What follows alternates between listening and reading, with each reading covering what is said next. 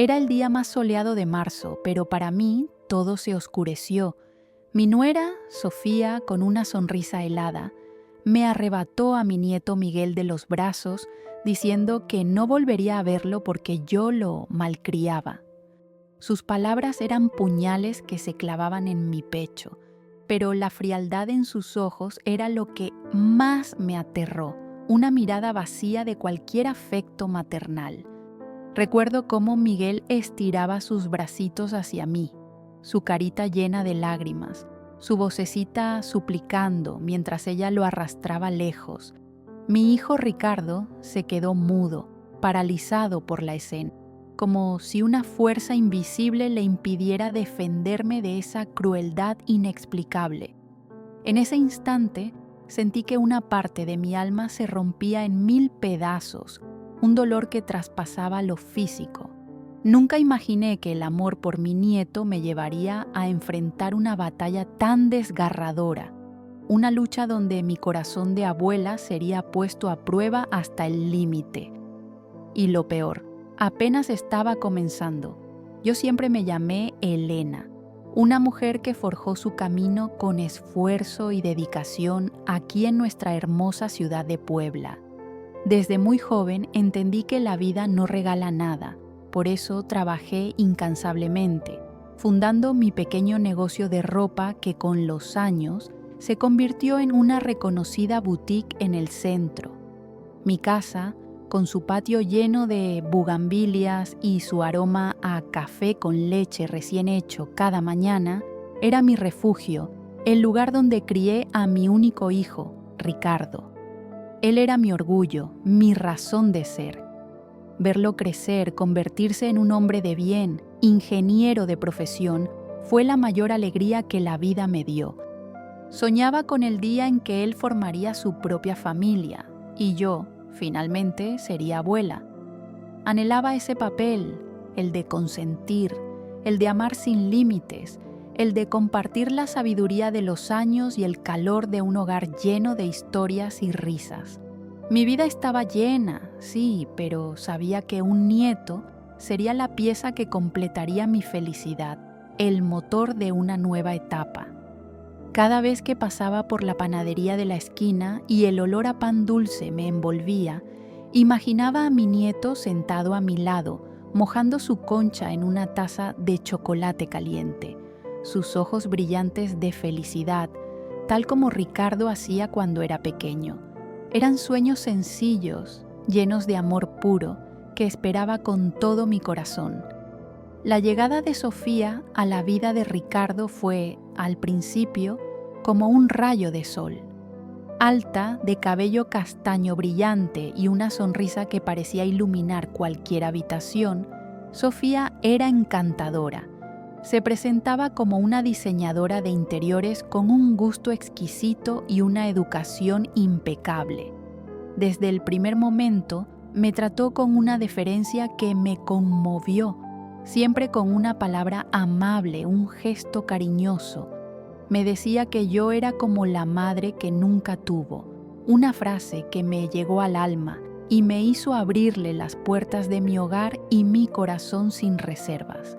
Ricardo estaba perdidamente enamorado, y eso era suficiente para mí.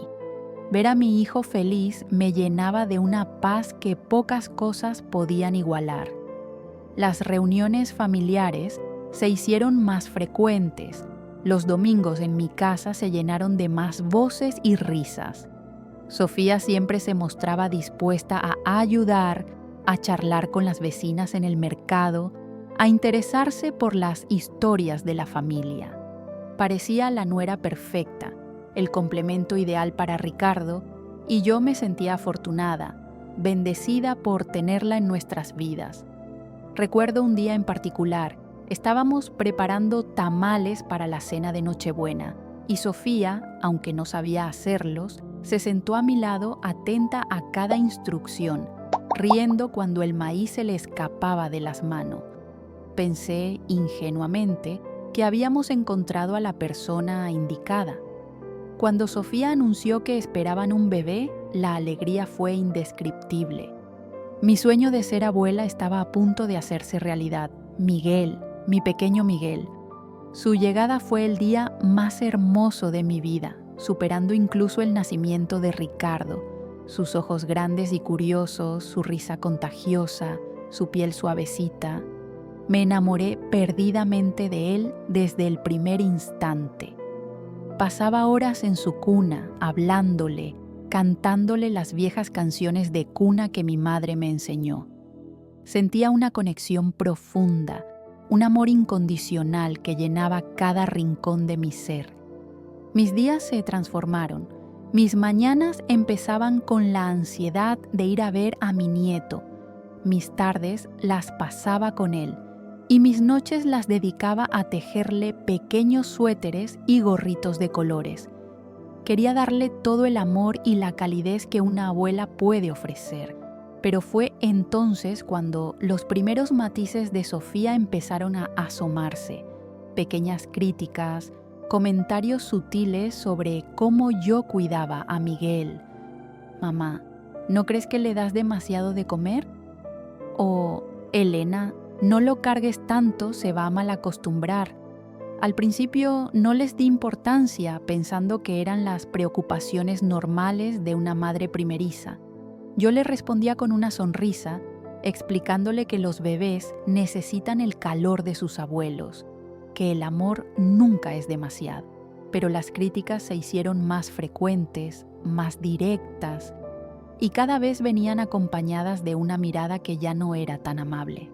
Sentía una incomodidad creciente, una tensión sutil que antes no existía.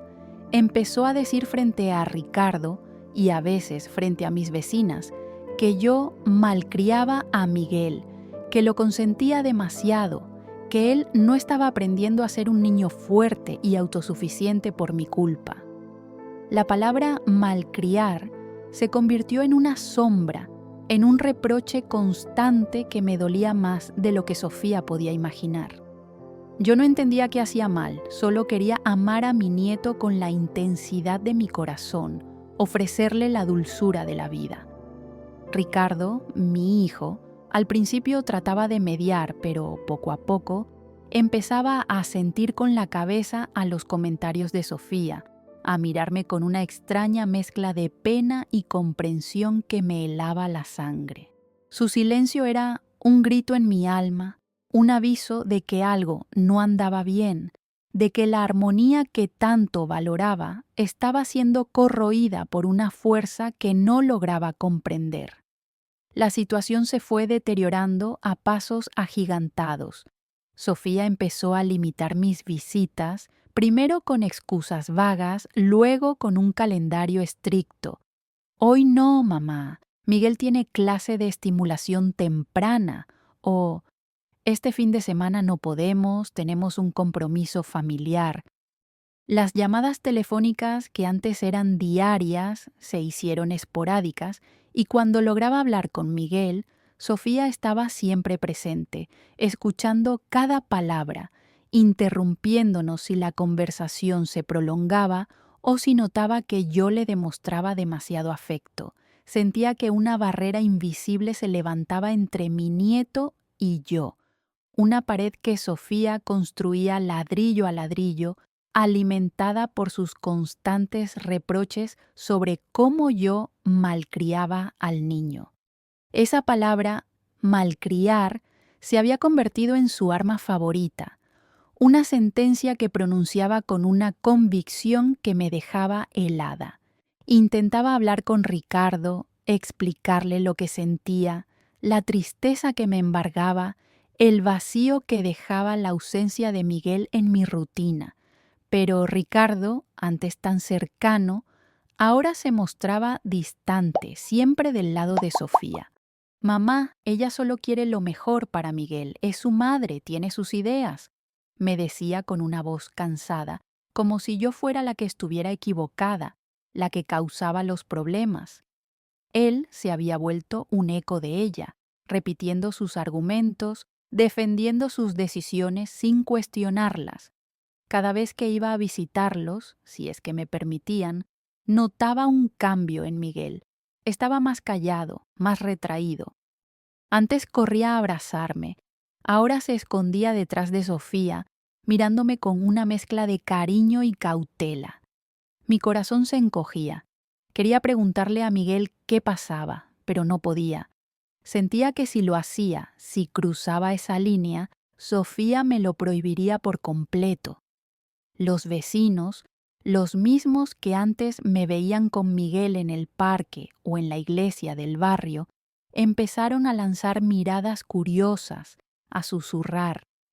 Estoy segura de que Sofía se encargó de difundir su versión de la historia, pintándome como una abuela irresponsable, una que mimaba al niño hasta el punto de hacerle daño. La humillación era constante, un veneno lento que se me infiltraba en el alma. Me sentía sola, abandonada por mi propio hijo y desesperada por el futuro de mi nieto. Pensaba en los paseos por el mercado, en las tardes de pan dulce y cuentos, en todo lo que estábamos perdiendo.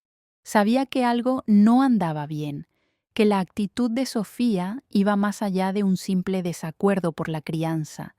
Había una malicia en sus ojos, una frialdad en sus palabras que no encajaba con la imagen de la nuera dulce y encantadora que una vez me presentó Ricardo.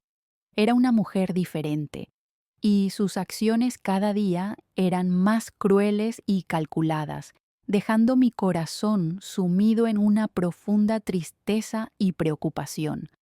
El punto de quiebre llegó un martes por la mañana. Sonó mi teléfono y era Sofía. Su voz, que ya no intentaba disimular la frialdad, fue directa. Elena, no quiero que vuelvas a ver a Miguel. Él está mejor sin tus excesos, sin tus regalos y tus dulces. Necesita disciplina, no que lo malcríen a cada instante. Sus palabras me golpearon como un jarro de agua fría, dejándome sin aliento.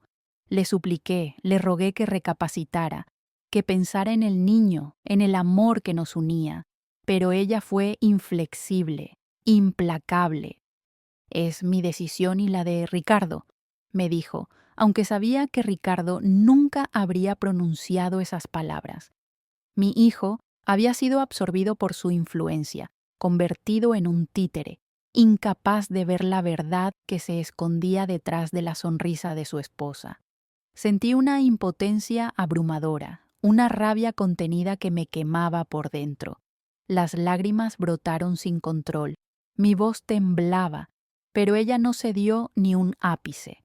Esa noche no pude dormir. Caminé por mi casa, por los pasillos que una vez resonaron con las risas de Ricardo niño y que ahora se sentían vacíos, desolados. Mi corazón de abuela estaba destrozado, pero mi espíritu de luchadora, de mujer que no se rinde, empezó a arder. El argumento de que yo malcriaba a Miguel era una excusa, una fachada mal construida para ocultar algo más siniestro. La frialdad de Sofía, su determinación, la forma en que había manipulado a Ricardo, todo me decía que había un secreto, una verdad oculta detrás de su cruel decisión. No era una simple diferencia de opiniones sobre cómo educar a un niño. Era algo más oscuro, algo que envolvía a mi nieto y a mi hijo en una red de engaños que yo debía desentrañar. Recordé pequeñas inconsistencias que antes había ignorado, sus historias sobre su familia de Guadalajara, que siempre cambiaban, sus repentinas urgencias económicas que Ricardo siempre resolvía, la forma en que siempre desviaba el tema cuando yo preguntaba por sus padres o sus hermanos. Había algo en su pasado, en su vida, que no quería que nadie descubriera.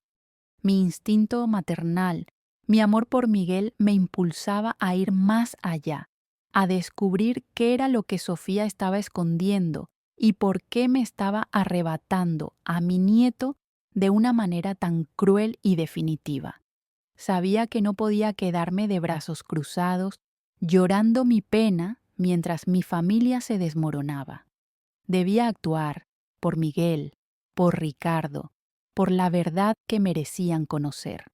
Lo que estaba a punto de empezar sería una tarea ardua, llena de obstáculos y descubrimientos inesperados, pero estaba dispuesta a todo por recuperar lo que era mío, lo que era de mi familia. Mi primera acción fue intentar hablar con algunas de las antiguas amistades de Sofía, aquellas que mencionaba ocasionalmente en conversaciones superficiales. Fue un callejón sin salida. Curiosamente, la mayoría de ellas se habían alejado de Sofía o simplemente no la recordaban con mucho entusiasmo. Esto ya me pareció extraño. Sofía siempre se presentaba como una persona muy social, con muchos contactos. Decidí cambiar de estrategia. Empecé a observar. Me instalé en un café cercano a la escuela de Miguel, disfrazada con mis lentes de sol más grandes y un sombrero, y observaba los movimientos de Sofía. Noté que no siempre era ella quien recogía a Miguel. A veces era una mujer que yo nunca había visto, una joven que parecía ser su empleada o una niñera, aunque Sofía siempre se jactaba de cuidar personalmente a Miguel y de no necesitar ayuda. Los días que Sofía sí iba, lo hacía deprisa, casi sin mirar a los otros padres, siempre al teléfono, con una expresión de preocupación que intentaba ocultar con una sonrisa forzada si alguien la saludaba. Un día la vi en el mercado haciendo compras. La seguí discretamente. En lugar de ir a los puestos de verduras y frutas frescas, se dirigió a una sección menos concurrida, donde se vendían artículos de segunda mano. Allí, con una actitud que parecía querer pasar desapercibida, se encontró con un hombre de aspecto poco confiable, con el que intercambió un sobre abultado. La escena duró apenas unos minutos, pero fue suficiente para encender todas mis alarmas. ¿Qué tipo de transacción era esa? ¿Por qué la hacía a escondidas en un lugar tan inusual? ¿Y por qué, si Ricardo era un ingeniero bien establecido, Sofía necesitaba realizar este tipo de encuentros clandestinos? Mi hijo siempre fue muy generoso con ella. Le daba todo lo que deseaba, no había necesidad de este tipo de actividades ocultas. Volví a casa con la cabeza hecha un torbellino. Había algo muy turbio en todo esto, una pieza que no encajaba en el rompecabezas de la nuera perfecta. La imagen que Sofía había proyectado se desmoronaba lentamente frente a mis ojos. Empecé a revisar viejas fotografías, a recordar conversaciones, a buscar cualquier indicio, por pequeño que fuera, que me ayudara a entender qué estaba pasando. Sabía que estaba arriesgándome, inmiscuyéndome en asuntos que no me incumbían directamente, pero mi instinto me decía que era por el bien de mi nieto, por la verdad que Ricardo merecía conocer. Mis noches se llenaron de insomnio, mi mente trabajando sin descanso para desentrañar el misterio que rodeaba a Sofía, y cada día estaba más convencida de que su fachada se iba a caer en cualquier momento. Decidí ir un paso más allá. Tenía que averiguar qué contenía ese sobre, o al menos qué tipo de negocios ocultos Sofía estaba manejando. Recordé que Ricardo, en un descuido, me había dado la contraseña de su computadora para ayudarme con unas fotografías. Sabía que no era lo correcto, pero la desesperación y el amor por mi nieto me impulsaron. Esperé el momento adecuado, cuando Ricardo estaba fuera por trabajo y Sofía con Miguel en alguna de sus actividades. Con el corazón en la garganta, entré al estudio de mi hijo. La computadora estaba encendida. Fui a sus archivos bancarios. Lo que descubrí me dejó sin aliento. Había varias transferencias grandes y recurrentes a una cuenta desconocida, a nombre de una empresa llamada Fundación Luz de Esperanza. Al principio pensé que era alguna obra de caridad, algo noble, pero luego noté algo extraño. Los montos eran excesivos para una fundación de esa naturaleza, y no había ninguna mención de esto en las cuentas compartidas de Ricardo y Sofía. Esta cuenta era solo de Ricardo. Fui al buscador y tecleé el nombre de la fundación. Las primeras páginas mostraban un sitio web muy profesional, con fotos de niños sonrientes, testimonios conmovedores y proyectos ambiciosos. Pero, al profundizar, empecé a encontrar foros y blogs donde se alertaba sobre estafas. Varios usuarios denunciaban haber donado a esta fundación y que el dinero nunca llegó a los niños o que las imágenes eran falsas, sacadas de otros sitios web. Lo peor de todo fue cuando encontré una foto de Miguel, mi nieto, en la página de la fundación con una leyenda que decía: Miguel, uno de nuestros pequeños beneficiarios, agradece su ayuda para costear su costoso tratamiento médico. Mi sangre se heló. Miguel estaba perfectamente sano, siempre había sido un niño fuerte. Sofía estaba usando la imagen de mi nieto, mi dulce y sano Miguel, para una estafa, para manipular donaciones. Estaba claro que el dinero de Ricardo, el de las transferencias, iba directo a esta farsa. Pero el horror no terminó ahí. Al revisar más a fondo las transferencias, encontré un nombre de contacto asociado a la cuenta de la fundación: Carlos Morales. Ese era el hombre con el que Sofía se había reunido en el mercado. En el mismo archivo, en las notas de la transferencia, había una dirección de correo electrónico que no era la de Sofía. Con un nudo en el estómago, copié la dirección y la pegué en el buscador. Lo que apareció entonces me hizo vomitar. No solo era Carlos Morales el fundador de Luz de Esperanza, sino que en otro foro de estafas había una foto de Sofía, pero no con su nombre, sino con otro: Valeria Gutiérrez, descrita como su socia.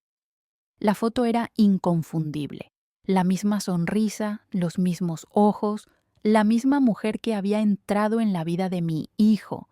Sofía no solo estaba estafando a la gente, sino que había mentido sobre su identidad. No era Sofía, era Valeria. Toda su historia, su vida, su familia, era una elaborada mentira. Mi nieto estaba en manos de una impostora, una criminal que lo usaba como carnada para sus engaños. El aire se volvió denso en el estudio, sentí que las paredes se me venían encima.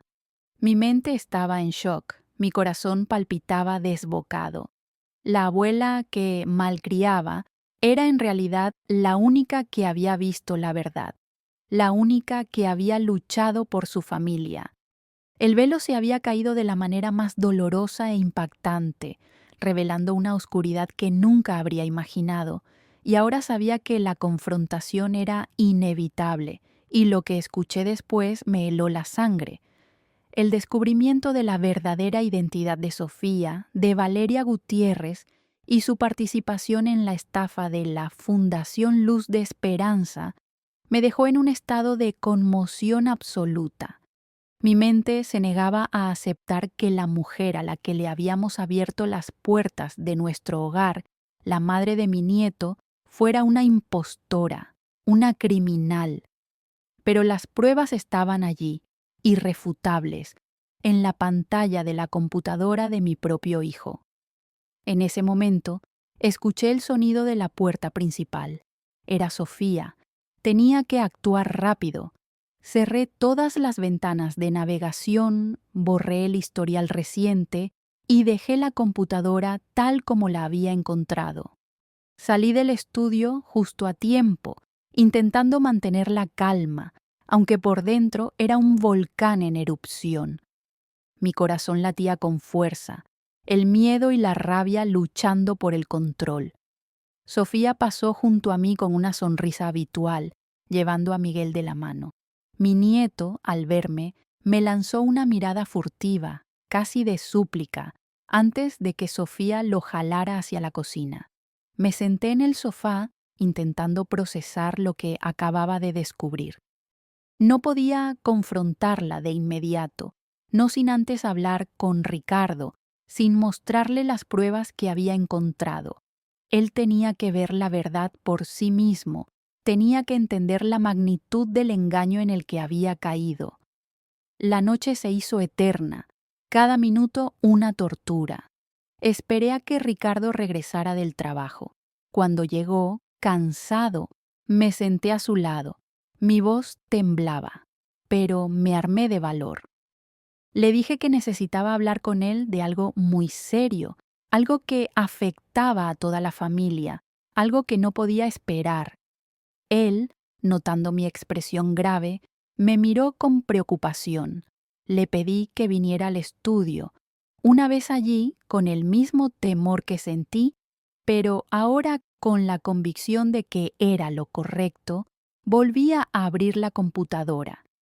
Le mostré las transferencias, el nombre de la fundación, los foros de estafas.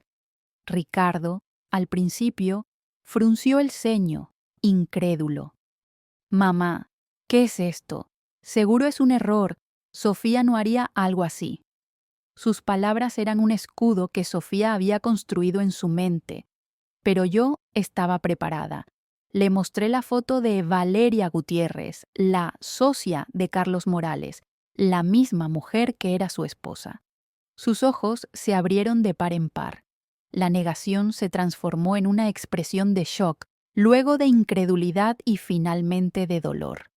Su rostro palideció, sus manos temblaron mientras leía las denuncias, los detalles de la estafa. La fundación que él creía estar apoyando para una causa noble era una red de mentiras tejida por la mujer que juró amarlo. Su silencio era ensordecedor, roto solo por mi propia respiración agitada y el latido desbocado de mi propio corazón. Mi hijo, mi Ricardo, estaba frente a una verdad brutal, una traición que no solo lo afectaba a él, sino a la esencia de nuestra familia. El shock era tan profundo que apenas podía hablar. La imagen de Sofía, o Valeria, se desdibujaba ante sus ojos, revelando la verdadera identidad de la mujer que lo había engañado, robado y usado. Y en ese momento supe que nada era lo que parecía. Ricardo se levantó bruscamente de la silla, sus ojos fijos en la pantalla, su respiración agitada. Podía ver el dolor y la furia naciendo en sus ojos, la incredulidad transformándose en una rabia helada. «Esto no puede ser, mamá». «Sofía no haría esto», exclamó, aunque su voz no tenía convicción, sino más bien el lamento de alguien que no quiere aceptar una verdad obvia. Le mostré las notas de las transferencias, cómo el dinero que él había destinado a la fundación iba directamente a la cuenta de Carlos Morales, el mismo hombre con quien ella se había reunido en el mercado. Le recordé las veces que Sofía le había pedido dinero para emergencias, para invertir en un nuevo proyecto, excusas que ahora tomaban un nuevo y siniestro significado. Le dije que ella había inventado toda su historia, su familia, su identidad, que la mujer que amaba era una fantasma, un nombre que no existía. Las palabras salían de mi boca como una cascada, impulsadas por años de frustración y la urgencia de desvelar la verdad. Ricardo se sentó de nuevo, cubriéndose el rostro con las manos. Los sollozos empezaron a brotar de él, un llanto amargo y doloroso, el de un hombre que se siente traicionado hasta la médula. Yo lo abracé, dejando que desahogara toda su pena. No había nada que decir, solo estar ahí para él. No era el momento de recriminarle su ceguera, sino de apoyarlo en el momento más oscuro de su vida. «Ella me lo ha quitado todo, mamá», dijo entrecortadamente, refiriéndose no solo al dinero, sino a su paz, a su confianza, a la imagen idílica de su vida. Luego, su mirada se endureció. «Y a Miguel, está usando a Miguel». Su voz era un trueno. Fue la mención de su hijo, de nuestro Miguel, lo que encendió la chispa de la confrontación. Esa noche no durmió. estuvo en el estudio revisando cada documento, cada correo electrónico, cada detalle, descubriendo más pruebas del engaño. Descubrió que Sofía no solo había manipulado sus finanzas, sino que había estado vendiendo algunas de sus propiedades, usando poderes falsificados o haciendo que Ricardo firmara documentos bajo engaño, lo cual era un delito aún mayor. Cuando Sofía llegó a la casa al día siguiente, con su habitual sonrisa, ignorante de que su castillo de naipes estaba a punto de derrumbarse, Ricardo la esperó en la sala. Su rostro estaba pálido, sus ojos inyectados en sangre por la falta de sueño, pero había una determinación férrea en su expresión que nunca le había visto. «Sofía», dijo con una voz baja, casi inaudible, pero cargada de una furia contenida que hacía vibrar el aire, «necesitamos hablar». Ella, al ver mi presencia y la expresión de Ricardo, palideció. Su sonrisa se desvaneció, reemplazada por una mueca de ansiedad.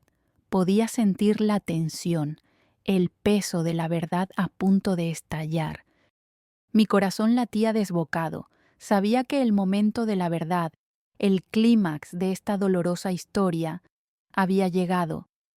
El aire se cortaba con un cuchillo, y en ese instante el silencio era más elocuente que cualquier palabra, porque la farsa de Sofía estaba a punto de ser expuesta sin piedad, y la justicia de mi nieto estaba a punto de llegar. La confrontación fue devastadora. Ricardo, con la voz aún temblorosa pero firme, le mostró las pruebas. Los documentos, las transferencias, las fotos de la Fundación Luz de Esperanza, con Miguel de protagonista, y finalmente la foto de ella, de Valeria Gutiérrez, en los foros de estafa. Sofía, que hasta ese momento intentaba mantener la compostura, negó todo al principio. «Es un error, Ricardo. Están intentando incriminarme. Tu madre siempre ha querido verme fuera de tu vida». Intentó desviar la culpa hacia mí, su eterna enemiga. Pero Ricardo no cedió. Había pasado toda la noche desenterrando más pruebas, confrontando sus propias facturas, los movimientos en sus cuentas que Sofía había estado vaciando discretamente. La verdad, dura e innegable, se estrelló contra ella. Su rostro se transformó. La máscara de la nuera perfecta se desprendió, revelando a una mujer desesperada, furiosa y sin escrúpulos. Sus ojos, antes tan encantadores, ahora brillaban con una malicia que me hizo temblar. Gritó, insultó, amenazó. Dijo que se llevaría a Miguel y que jamás lo volveríamos a ver. Mi sangre hirvió, pero Ricardo, con una fortaleza que no le conocía, la detuvo. «Ni un paso más, Sofía. Miguel se queda aquí y tú vas a responder por cada una de tus mentiras y tus robos». La discusión se prolongó por horas. Los gritos de Sofía, los sollozos de Ricardo y el miedo en el ambiente eran insoportables. Las vecinas, que siempre estaban pendientes de lo que pasaba en la calle, se acercaron a mi reja, curiosas, susurrando. No sabía cómo explicarles que la nuera perfecta era en realidad una estafadora que había manipulado a mi hijo y usado a mi nieto para sus crímenes.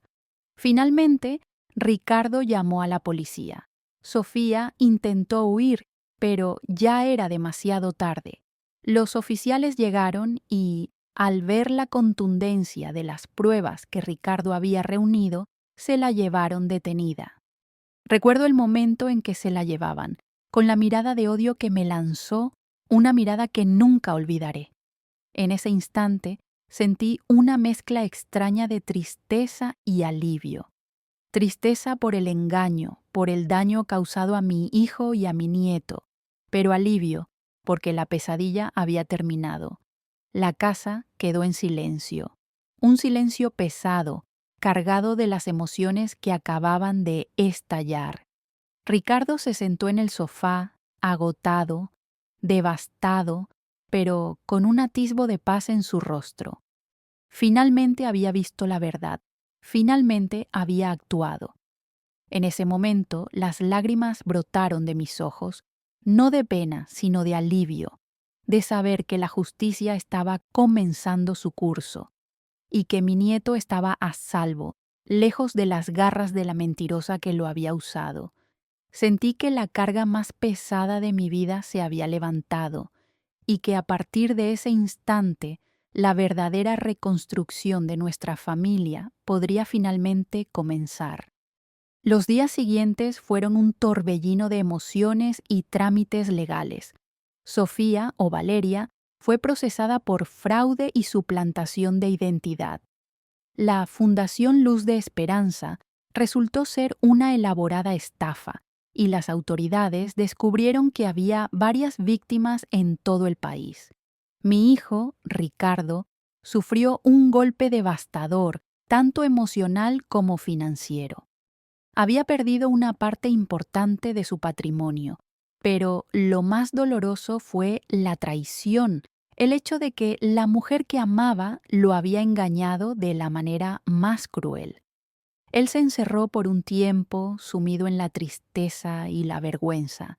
Yo estuve a su lado, lo abracé, lo consolé, le recordé que no estaba solo, que la familia estaba para apoyarlo en los momentos difíciles.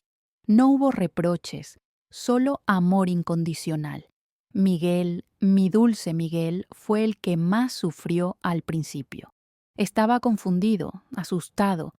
No entendía por qué su madre ya no estaba. Necesitamos ayuda psicológica para él, para procesar la ausencia y la verdad, contada de una manera que un niño pudiera comprender. Poco a poco, con amor, paciencia y mucha terapia, Miguel comenzó a sanar. Volvió a ser el niño alegre y curioso que recordaba, aquel que corría a abrazarme cada vez que me veía. Ahora, era mi turno de malcriarlo con todo el amor del mundo, pero esta vez sin culpas, sin la sombra de una impostora. Mis vecinos, los mismos que antes susurraban, ahora me miraban con respeto, con admiración. Entendieron que mi insistencia, mi malcriar a Miguel, era en realidad mi forma de protegerlo, de sentir que algo andaba mal. Muchos de ellos vinieron a ofrecerme su apoyo, a compartir un café con leche y un pan dulce, a escuchar mi historia con empatía y solidaridad. La comunidad se unió en torno a mí y a Ricardo, demostrándonos que la verdadera familia no solo es de sangre, sino también de corazón y de espíritu. Mi negocio siguió floreciendo, y yo, con la ayuda de Ricardo, que ahora dedicaba más tiempo a la familia, encontré una nueva fuerza. El patio de mi casa volvió a llenarse de risas, de las carreras de Miguel, del aroma a tamales y pozole en las reuniones familiares. Ricardo y yo reconstruimos nuestra relación, más fuerte y honesta que nunca. Él me pedía consejos, me incluía en sus decisiones y me agradecía cada día por haber tenido la valentía de luchar por la verdad. La vida, a veces, nos presenta pruebas difíciles, personas que intentan destruir nuestra paz y nuestra felicidad. Pero lo importante es no rendirse, escuchar a nuestro corazón, confiar en nuestro instinto y luchar por aquellos que amamos. No fue fácil, hubo momentos de profunda desesperación, pero el amor por mi nieto, por mi hijo, me dio la fuerza para seguir adelante. Aprendí que la verdadera victoria no es la venganza, sino la recuperación de la paz, la sanación de las heridas y la certeza de que el amor familiar es el refugio más seguro. Al final, no solo recuperé a mi nieto, sino que reafirmé el valor de la verdad y la resiliencia del espíritu humano. Mi corazón, que una vez estuvo roto, ahora está completo, lleno de la alegría de ver a mi familia unida, fuerte y feliz, disfrutando de cada momento, saboreando cada tamal y cada café con leche, bajo el sol brillante de Puebla.